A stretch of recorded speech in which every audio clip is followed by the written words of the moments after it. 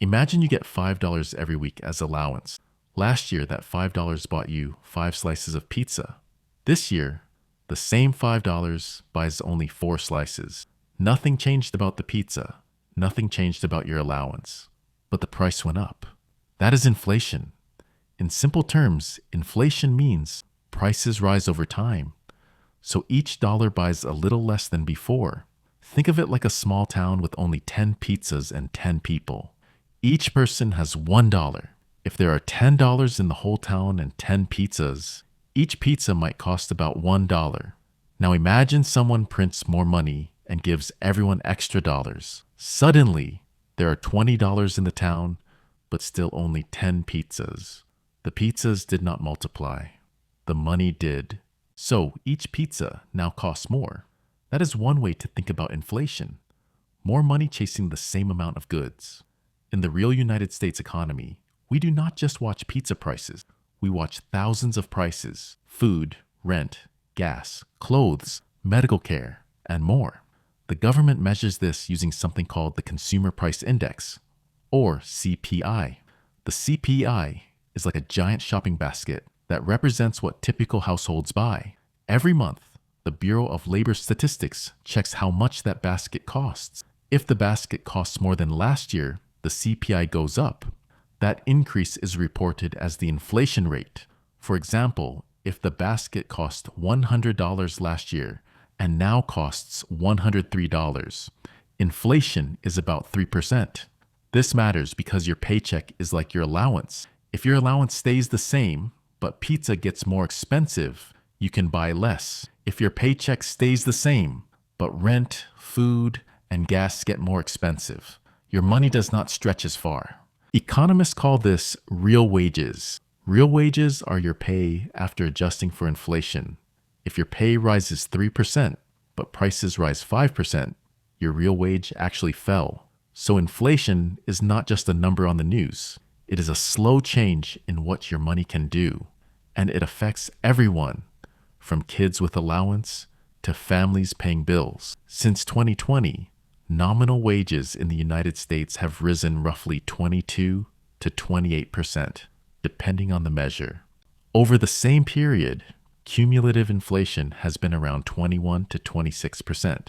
That means, on average, paychecks have barely kept up with prices. For many workers, real wage growth since 2020 has been close to zero. Some workers saw their pay rise faster than inflation in certain years. Others saw their pay fall behind, especially during high inflation periods.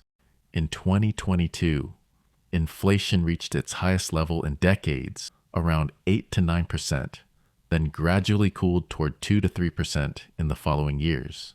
The causes were not identical to the 1970s.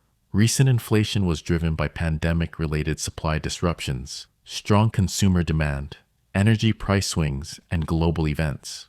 Wages rose, but so did prices for housing, food, and services. Many people felt that even with higher nominal pay, everyday life still felt more expensive. When you hear inflation is 3%, think, on average, things cost 3% more than last year. If your pay rose 3% too, your buying power stayed about the same. If your pay rose less than 3%, your buying power fell. If your pay rose more than 3%, your buying power improved. That tug of war between wages and prices is what inflation feels like in real life. Now let's go back in time.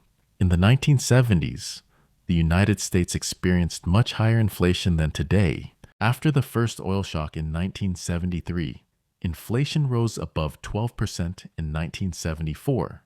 It peaked near 15% in the early 1980s. Back then, prices for gas, food, and everyday items jumped quickly. People saw price tags change often.